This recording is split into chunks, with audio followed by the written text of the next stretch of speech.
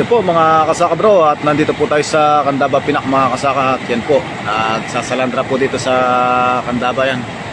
Sa Tagalog po ito, yung ano, yung sala ng isda yan. Diyan po lumalabas yung mga isda. Mga kasaka yan. Vlog na ka!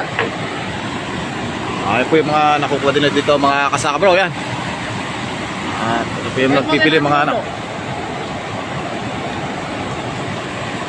At yun po yung mga lumalabas na isda mga kasaka bro yan. Gurani. Diyan po yung mga kanilang ano. At ito po yung mga buhayan nilang isda mga kasaka yan. Diyan po nila nilalagay mga mga nahuli.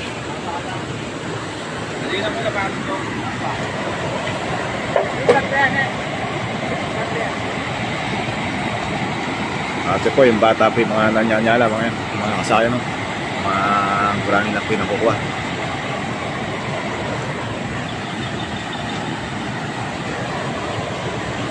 Daiba!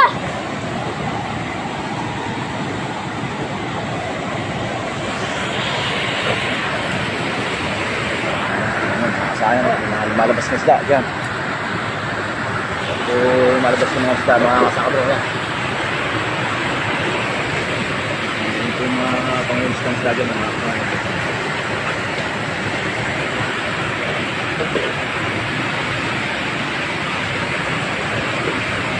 Ito po pala yung nalagyan po ng palayan, kaya tuwing ganyan pong buwan yan, ina-harvest na po yung mga isda dyan mga kasaka.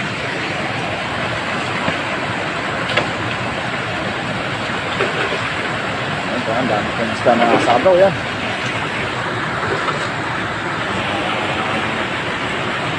Wala yan, nakabulig yung mga kasaka.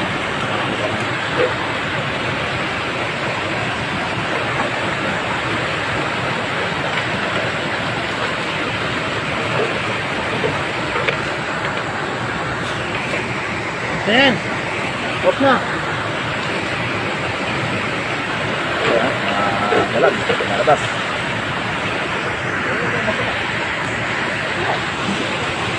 Sabihan mo kami. Tali kami. Ano? Gurani lang. Wala na! Tilapia. Wala! Ako, kapangpahan ko yung mga salita dito, kaya ito yung mga nakita nila mga asama.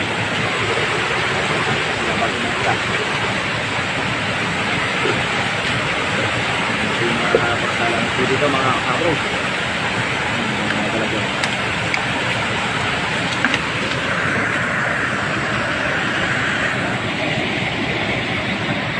At medyo paano na po pa tapos na po yung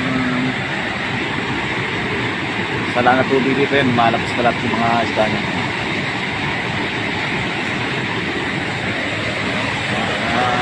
Dalag yan mga kasama.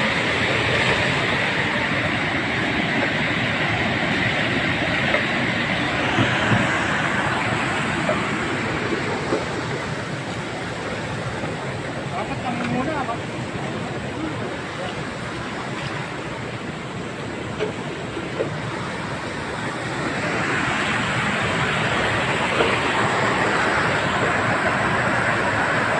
Ito yan.